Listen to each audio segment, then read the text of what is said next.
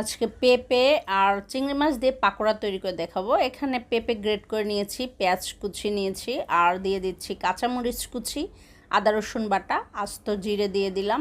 এরপরে দিয়ে দিচ্ছি স্বাদ মতো লবণ, জিরের গুঁড়ো দিয়ে দিচ্ছি আর মরিচের গুঁড়ো। এরপরে দিয়ে দিচ্ছি ধনের গুঁড়ো, আর সে সাথে দিয়ে দিচ্ছি গরম মশলার গুঁড়ো, একটা ডিম, 2 টেবিল চামচ কর্নফ্লাওয়ার আর 4 টেবিল চামচ চালের গুঁড়ো, আর কুচো চিংড়ি দিয়ে দিলাম।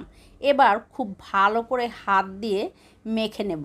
মাখানো হয়ে গেলে চুলায় তেল গরম করে নিয়েছি।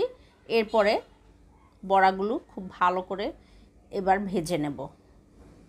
2 পাশ উল্টে পাল্টে খুব ভালো করে ব্রাউন কালার করে ভাজতে হবে। ভাজা হয়ে গেছে, এবার উঠিয়ে নিচ্ছি।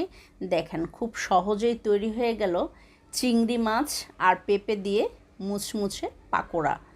বিকেলে চায়ের আড্ডায় কিন্তু জমে যাবে।